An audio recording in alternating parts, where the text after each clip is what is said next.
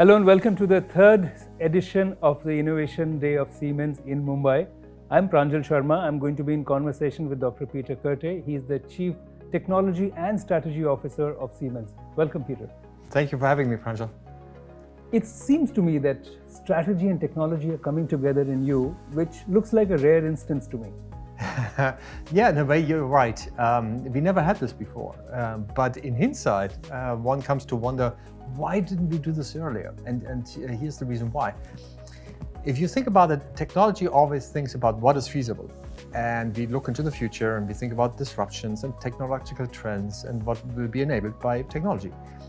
The strategist looks at where will be future growth markets, where will be the money be, and what new, of course, challenges will there be. Now, if you put both things together, it really mutually reinforces itself very well. Digital transformation is what Siemens has been doing and you have been doing for several years. Today, you have launched the Siemens Xcelerator. How is it different from what you have been doing so far? It is different in one word, and that is being open.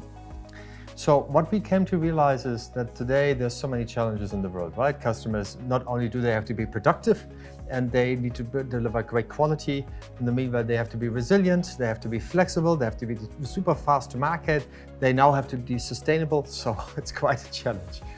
What we realize for our customers is that even we as Siemens, with a very broad portfolio, we cannot solve all the problems ourselves, which means that we should be focusing on what we are best. For example, automation equipment, or for example, efficient drives and so on, which we do focus on, but everything else we leave aside. Now, if a customer comes to us and says, for example, help us in making our bottling plants for, let's say, beverages more efficient, we can provide parts of the solution, but we will never be able to do it all by our own. So therefore, we need partners. So we need to be working in an open ecosystem with partners that this is working. Now, but the design of the solution is yours, irrespective of who participates. So here, that's the catch. So you got the partners, you got us. The difference now is that not only that you partner, that's not new. What's really new is that we have what we call a technical governance that defines the criteria of what is needed to make this partnership flourish. And that is by being open and by being interoperable. So what do you mean by that? Interoperable means that actually data can flow between one system and the other, right? So you need to have interfaces so that data can flow. But not only do you have interfaces, you also need to have semantics, ontologies, so that you speak English, so I hear you, you hear me, but we both speak the same language so that we can understand each other. So we have certain standards now defined where we say, if we want to work together, this is the way we're going to work together so that data can flow seamlessly between our solutions. And clearly you have the customer, the client as the focus, because for the client it has to be absolutely seamless. And you talked about the fact that the data flow has to be common, but the responsibility of interoperability is a huge responsibility. You have to break a lot of eggs for that. How will that work? It will happen over time. So that's very important. So Siemens Xcelerator, first and foremost, is a North Star. It is something where we as Siemens say we aspire to where we want to go. Second, we will not take a quantity over quality. That is, we will start with selected examples and selected partners. For example, at Siemens today, we have more than 4,000 partners for our automation business. Not all 4,000 immediately will be part of this program. Today, we only have 50. So you may say, only 50? That's not many.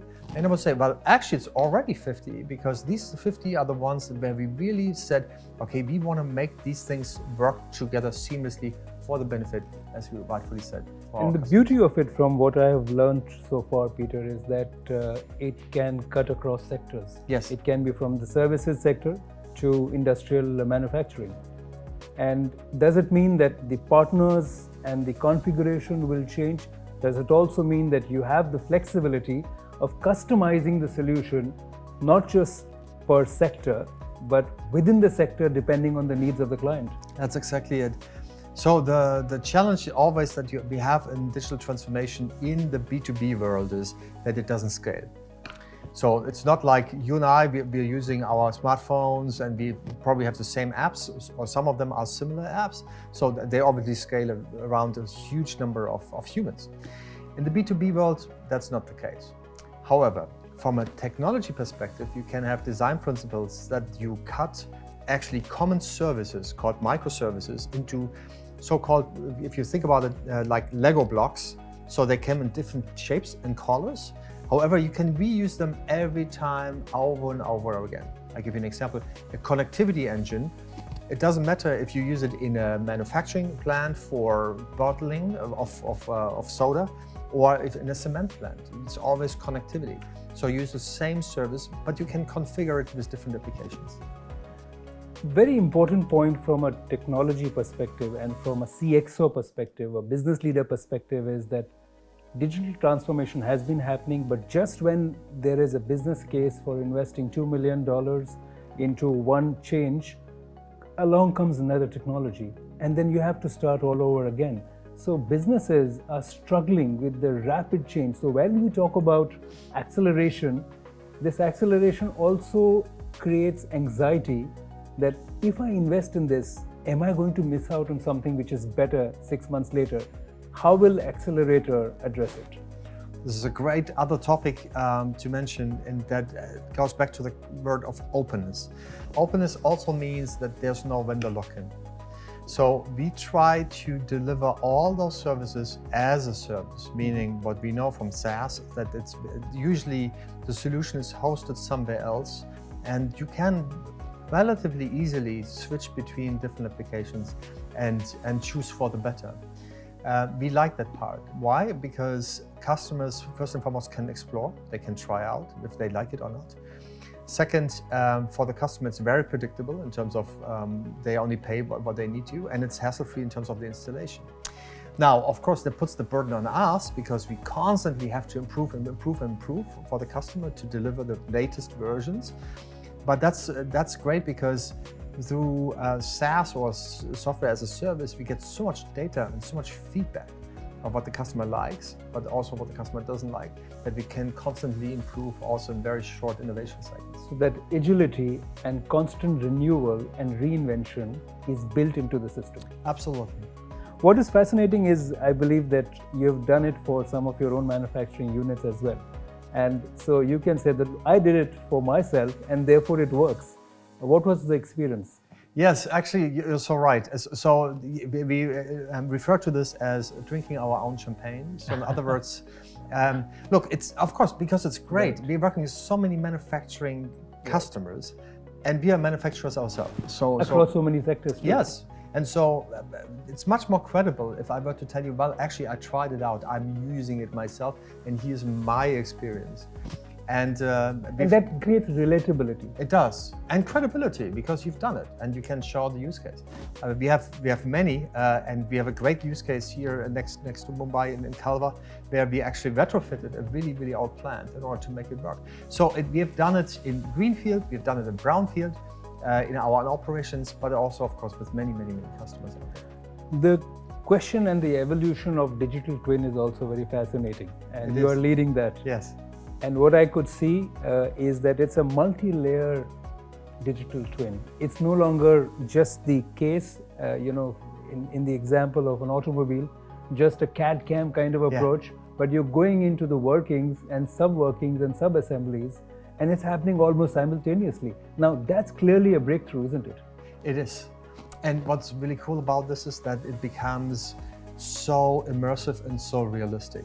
So in the past, as you said, you only had the design, only the structural element, which is fine. You see it. So usually you build and you simulate only what you can perceive. And vision is obviously the strongest, one of the strongest senses. But you can also feel. You can also hear. You can feel the temperature and so on and so on. All of that we are now able to simulate. Why is this great? First pass yield. So you get it the first time right, because once it becomes real, because you can test it and test it and test it over and over again in the digital world, which is so much more powerful, which is so faster. Hence, Xcelerator. And it's not just it's not just industrial automation or industrial digitization. It's also human body, and you have a background in health tech. So for you personally, it might be very exciting to see that you can see a human digital twin with all the various organs coming together. Yeah, think about it. I mean, many of us had CT scans or MR scans. Why not taking it already there, you got the structure, right? We were talking about structure. But you can now have an overlay of your lab works, right? So that you know your CBC and what have you. And so now you can start to blend yet again what is multi-physics in engineering is multi-ontology in the healthcare world.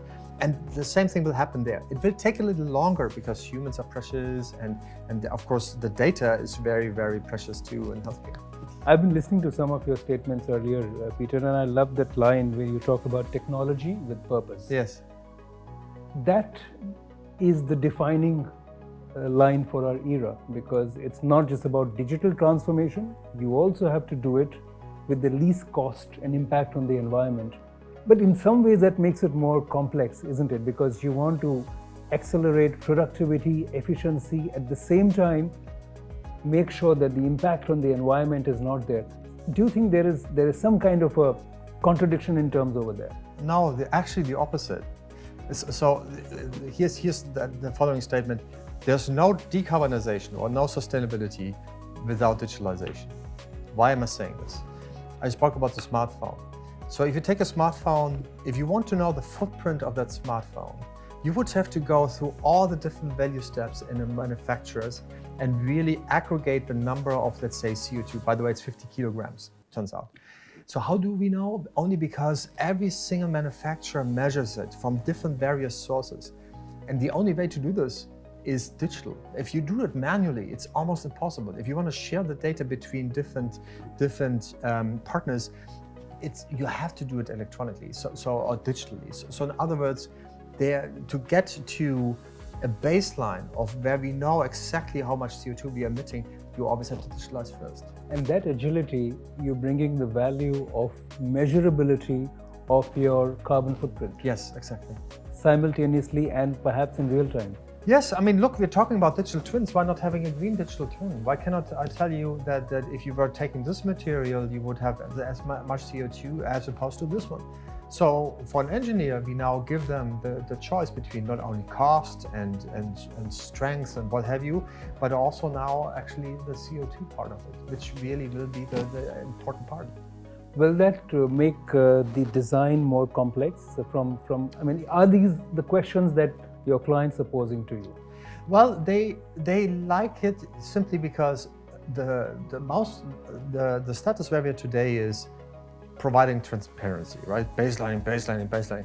So it's fine, good. So now you got the number, and now what? Mm-hmm. Now you have to drive it down, and you have to take actions. And this is where actually, if you have it, for example, a green digital twin, they can make choices, right? You can make trade-offs. You can say, it's going to cost me a little bit more if I use, however, this material, green steel, for example, and then drive it down. And then of course, this is exactly, we empower our customers to make these choices for their customers in turn. So actually, our customers like it a lot. Another important perception is that sometimes the businesses don't know what they want. They say, well, can I get cloud or can I get AI or should it be edge AI? But really the issue is that they have to define the objective. And do you also work with them in defining the objective and then identifying the suite of solutions and technologies that can deliver? Absolutely, absolutely. So you can take whatever you want. Some say I need to be wireless where they don't need to be. Some are not wireless, but they need to be. So we help them actually really in finding the right technology choice. And in particular, since you mentioned that, most of the data, in particular in the manufacturing environment, we think will be on the edge. So in other words, staying on site, on premise, not because you and on the device. And on the device, because sometimes there's just no merit actually in sending the data, or it's too slow, or it's too costly. And with 5G, I think the latency going away or reducing, you'll also have a situation where the AI is sitting on the device and there's edge AI happening together. So it's distributed computing in that sense and in a networked environment, and that's exactly what we think is part of the solution. Now, in some areas, if you want to get to a larger data source, of course, you need to aggregate. So there's all kinds of trade-offs, but it always comes down to the use case in the very specific environment, yes. Another interesting dimension is that the accelerator design is such that it could work very well in an emerging economy like India, for manufacturing units or companies in the service sector, and it could work equally well in Germany. Do you see any difference in approach between an usage in an emerging economy, perhaps at scale? Because in India, we talk about hundreds and 200s of million, Yeah. while in Europe or in US, you talk about 20 or 30 million. Yeah, I think the difference is quite frankly that it's always easier to win the future than fighting the past. So if you think about the infrastructure we already have in the more established economies, The brownfield the issue. brownfield, by definition, right, is so much harder to change. By the way, you can change technology much faster than you can change mindset. And so much of the digitalization challenges that we see with our customers is not because the technology isn't there, but because it's cutting across different silos and then makes things transparent, which requires collaboration. And so then that's an interesting game. India is a land of unicorns, so which means the openness to new technologies, new solutions would be far ahead than some of the legacy economies. Exactly. Look, that's exactly it. So that's my point. So now India wants to go from 15% to 25% of GDP in terms of manufacturing. That's plenty of new manufacturing, and make it smart. For sure it will be smart. You're not going to build the old dumb factories again. You're going to take, of course, the latest devices. They're going to deliver a lot of data, transparency. You're going to have built-in intelligence already from the get-go. You don't have to change anybody because this is your standard. Do you think that the center of gravity of innovation is moving to India or Asia? For sure, India has a huge role to play, and already does today, because 6,000 of our 24,000 developers are sitting here in India just doing software. So which means that some of the solutions which are being created here could be applied everywhere. They already do. As a matter of fact, many of our digital solutions on the global scale that we provide, they have been touched by many Indian software engineers sitting, most of them actually in Bangalore. 175 years in India, Peter, for Siemens, and the example of the first telegraph and telecommunications line between London and Kolkata. It's such a huge milestone. But India remains also a country of a lot of SMEs, small units. Of course, we have large unicorns, we have huge companies, but one of the concerns about the digital transformation is that it is aimed at the large companies. It is somehow passing by the smaller units. How do you approach the answer to this question? Well, yes, you're right. What I learned is that 40% of the GDP is actually coming from the SMEs. Now, if you go to Germany, it turns out it's no different. So in Germany, we have a lot of small to medium-sized enterprises that are very world market leaders in their own right. And we are very much used to work with smaller companies and medium-sized companies. So that's why I think actually India is perfect to go in that direction. Finally, Peter, what's your vision for the accelerator? Where do you see it 5 years from now? So my vision, of course, is ultimately that our customers can achieve their goals much faster when it comes down to flexibility, cost, resilience, sustainability, and that they say, wow, I finally have found a platform that enables me to deliver on my customer promise quickly. And so we will see many more products that are going to launch under the design principles as defined by Xcelerator. We're going to have hopefully a thriving ecosystem of many partners, some of them being global, but hopefully a lot of local companies from India as well, all working seamlessly together. And you will find many great customer references and developer resources on the marketplace. You have described Siemens as an automation company, as a software company, but may I say that with Xcelerator, perhaps it is also an enabling company, because you are enabling the acceleration of digital transformation by not just with your solutions, but by bringing the best suite together. So is that going to be the defining aspect of Siemens' strategy as you go ahead? I would say it is a key element in it, indeed. But again, it comes from where we started in the beginning. No company can do it alone. And any company that's gonna say that a closed system or anything like that will prevail in the future, they will fail. You know, that's the best closing line. It's an open strategy with open-mindedness, with open technology, and therefore an open heart. Thank you so much, Peter, for joining us. Thank you so much.